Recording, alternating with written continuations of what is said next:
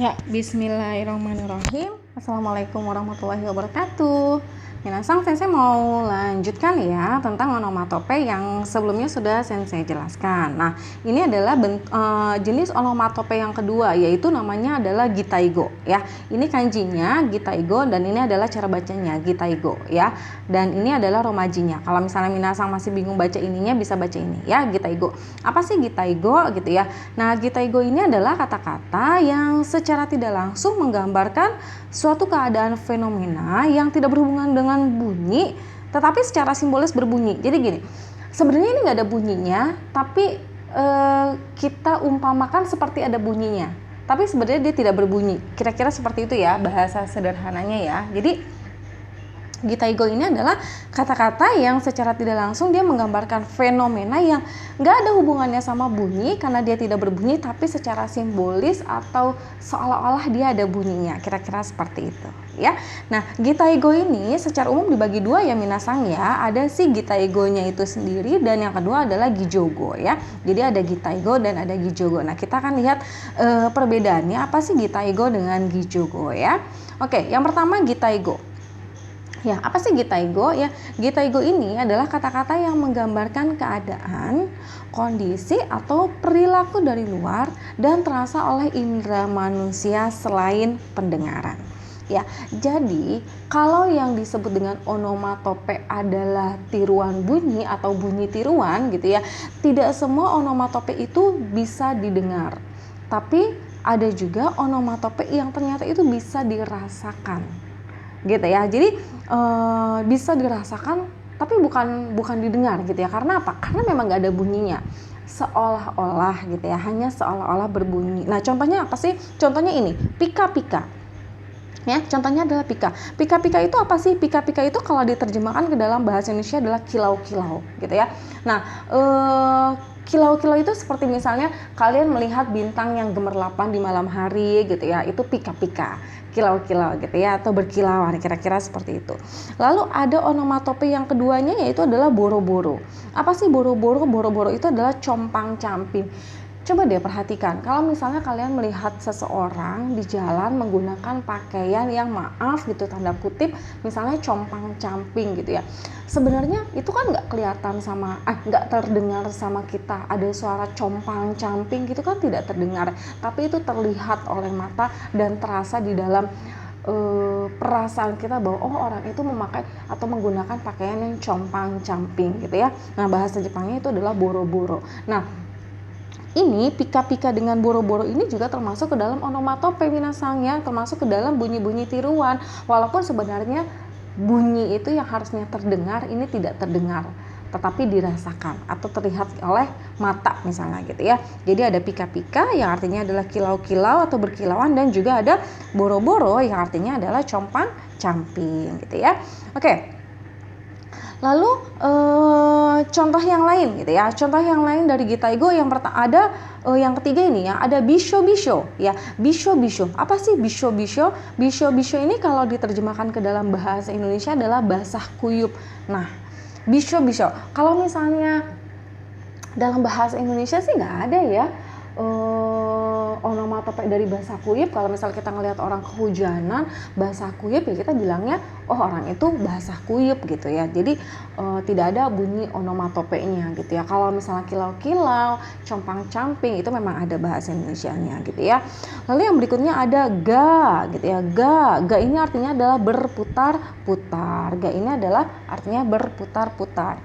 Lalu yang berikutnya ada kaci-kaci. Apa sih kaci-kaci? Kaci-kaci adalah sesuatu yang bergerak secara berkala dengan ritme teratur. Contohnya adalah detak jantung. Nah, kita nggak dengar kan detak jantung kita sendiri bunyinya seperti apa, tapi kita bisa rasakan gitu bunyinya duk duk duk duk gitu ya. Artinya ada ritmenya secara teratur di dalam diri kita ataupun detak nadi kita gitu ya. Kita nggak bisa nih dengar suara nadi kita gitu, kecuali kalau kita tekan nadi kita bisa merasakannya di sentuhan jari gitu ya. Nah, kira-kira seperti itu ya minasang ya yang disebut dengan gitaigo. Jadi gitaigo ini adalah onomatope yang memang dia tidak bisa dirasakan oleh indera pendengaran, alias kita nggak bisa dengar tapi kita bisa rasakan, kira-kira seperti itu ya. Oke, yang berikutnya ada gijogo ya. Yang berikutnya adalah ini gijogo. Minasang, apa sih gijogo ya? Gijogo ini adalah kata-kata yang menggambar keadaan psikologis, perasaan, bahkan emosi ada di sini. Nah ini nih ya, mungkin ini bisa selain tadi onomatope yang ada bunyi-bunyi hewan, untuk yang gijogo ini gitu ya. Kalau tadi gisego, kalau yang gijogo ini mungkin minasang juga pernah mendengar sesekali atau sering mendengar ungkapan ini gitu ya. Nah kita akan lihat ya contoh-contoh gijogo itu ada apa aja. Yang pertama ada hara-hara. Apa sih hara? Hara-hara, hara-hara itu kalau diterjemahkan ke dalam bahasa Indonesia artinya adalah deg-degan. Nah, deg-degan itu onomatope loh minasang ya. Gimana ya? Kita nggak bisa mendengar tentang rasa deg-degan yang kita alami gitu ya. Tapi kita merasakan itu. Nggak mungkin kedengeran nggak sih? Gue lagi deg-degan nih gitu. Nggak kan gitu. Kita nggak pernah bicara sama orang tuh seperti itu, tapi kita mungkin bicara sama orang, aduh kenapa ya kok aku deg-degan, nah gitu ya, aduh mau ada apa ya, aduh kenapa ya gitu. Jadi itu cemas gitu ya, bingung gitu ya, kenapa gitu ya. Nah itu adalah hara-hara atau deg-degan. Lalu yang berikutnya ada doki-doki. Apa itu doki-doki? Doki-doki artinya adalah berdebar-debar. Kalau berdebar-debar itu mungkin jantung gitu ya, yang bunyi duduk. Kalau misalnya kita merasakan jantung kita berdebar dengan kencang, nah itu disebutnya dengan doki-doki gitu ya. Nah sensei itu pernah merasakan satu kali, insya Allah jangan pernah lagi, jangan sampai gitu ya, ketika sensei pusing dan minum obat warung, itu seketika jantung itu rasanya seperti itu, doki-doki, berdebar-debar. Jadi jantungnya itu cepat duduk gitu ya. Seperti itu. Nah itu kan nggak bisa didengar gitu ya, hanya bisa dirasakan ya. Kalau gijogo itu kira-kira seperti itu ya. Oke, lalu contoh gijogo yang berikutnya ada ira-ira gitu ya. Ira-ira, apa sih ira-ira? Ira-ira itu artinya adalah frustasi karena keadaan. Jadi sebenarnya secara singkatnya ira-ira itu bisa kita terjemahkan artinya adalah frustasi. Kalau dalam bahasa Indonesia tuh lagi frustasi gimana ya? Ada onomatopenya nggak ya minasang ya? Kalau misalnya kalian tahu, kalian boleh kasih tahu ya gitu ya. Kalau saya sih bingung ya, kalau misalnya frustasi itu biasanya kita bilang apa ya? Gitu ya, apa ya? Kalau frustasi itu ya frustasi aja gitu ya, tidak ada onomatopenya. Lalu yang berikutnya ada waku-waku. Nah waku-waku itu kalau diterjemahkan ke dalam bahasa Indonesia artinya adalah bahagia gitu ya. Waku-waku, bahagia. Lalu ada uki-uki. Ya, uki-uki di sini artinya adalah senang. Ya, uki-uki di sini artinya adalah senang. Lalu ada iki-iki. Apa itu iki-iki? Iki-iki artinya adalah bersemangat.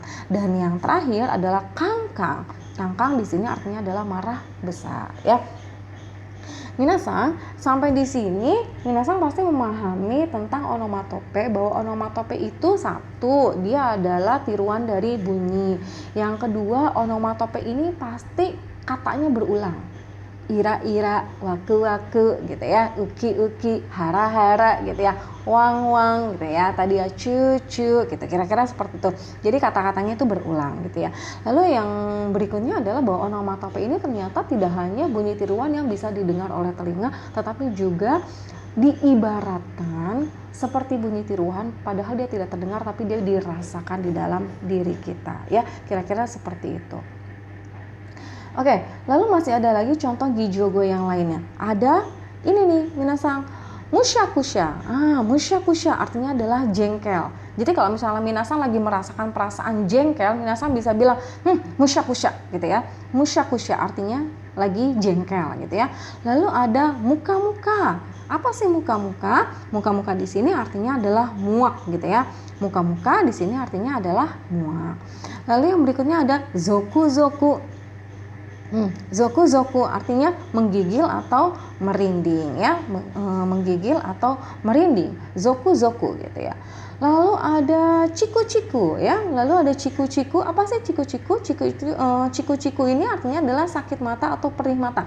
Jadi ciku-ciku ini adalah perih yang dirasakan gitu ya, seperti tertusuk, contohnya seperti sakit mata. Misalnya kita lagi jalan terus tiba-tiba mata kita kelilipan debu atau kemasukan hewan yang terbang-terbang itu, nah kita bisa bilang ciku-ciku gitu ya, mata kita tuh sakit gitu ya, tapi sakit matanya karena yaitu karena perih itu, karena misalnya kemasukan sesuatu atau ada benda masuk gitu ya, nah kita bilangnya adalah ciku-ciku gitu ya. Oke, masih ada lagi, oh banyak ya ternyata si Gijogo ini ya. Oke, contoh yang berikutnya dari Gijogo ada Zuki-zuki. Nah, zuki-zuki. Apa sih zuki-zuki? Zuki-zuki adalah sakit yang berdenyut, seperti sakit gigi, sakit kepala, luka yang nyut-nyutan. Minasang, kalau zuki-zuki ini mungkin kalau misalnya kita bahasa Indonesia kita aduh sakit gigi nih, giginya nyut-nyutan gitu ya. Zuki-zuki gitu ya. Zuki-zuki, atau sakit kepala yang kepalanya nyut-nyutan, nah itu juga bisa kita bilang zuki-zuki gitu ya. Ataupun ada luka, misalnya kita jatuh terluka dan lukanya itu rasanya nyut-nyutan, biasanya kita suka kayak gitu ya, itu bisa dibilang dengan zuki-zuki gitu ya. Lalu ada zuking-zuking ya, kalau tadi ada zuki-zuki, sekarang ada zuking-zuking ya. Apa sih zuking-zuking? Zuking-zuking adalah sakit yang terasa nyeri seperti nyeri pinggang, nyeri kepala ya. Oke, minasang bedakan antara zuki-zuki dengan zuking-zuking ya. Kalau zuki-zuki itu sakitnya disebutnya dengan sakit yang nyut-nyutan. Tapi kalau zuking-zuking itu sakitnya adalah sakit yang rasanya itu nyeri gitu ya. Sakit kepala, nyeri kepala beda loh minasang ya. Kalau sakit kepala biasanya ada di kepala bagian atas dengan bagian belakang, tapi kalau nyeri kepala biasanya ada di kepala bagian atas atau bagian belakang, tapi kalau misalnya sakit kepala yang nyut-nyutan itu biasanya ada di bagian dahi atau di kepala bagian depan. Nah, biasanya seperti itu ya. Lalu ada moku-moku. Apa sih moku-moku? Moku-moku di sini artinya adalah galau. Ya, jadi ini semua adalah onomatope yang bentuknya gitu ya, tidak bisa dirasakan oleh indera pendengar, tapi dirasakan oleh indera yang lainnya atau perasaan yang lainnya ya. Oke, minasang gimana nih dengan onomatopenya? Lumayan ya, dari 4.500 onomatope yang ada kita sudah belajar beberapa, dan semoga onomatopenya ini bisa dipelajari sedikit demi sedikit gitu ya, dan nanti minasang juga bisa aplikasikan kalau lagi ngomong sama temen gitu ya, aduh aku lagi galau nih, moku-moku shimasu gitu ya, bisa kalian bilang seperti itu gitu ya, asalkan temannya kok tanya apa sih moku-moku, moku-moku itu artinya saya lagi galau gitu ya, bisa ya nanti minasang ngobrol seperti itu dengan temannya ya. Nah, setelah ini kita akan membahas lagi beberapa onomatope dengan contoh-contoh kalimat dalam bahasa Jepang ya. Jadi minasang kita akan membahas onomatope yang berikutnya tapi dengan menggunakan contoh-contoh kalimat. Nah, contoh-contoh kalimat ini sensei tidak jelaskan dengan bentuk-bentuk pola kalimat, sensei hanya akan sharing contoh-contoh kalimatnya supaya nanti kalian tahu penggunaan dari onomatope yang kita pelajari ya. Dan sensei akan jelaskan di materi di video yang berikutnya ya. Oke, terima kasih. Arigatou gozaimasu.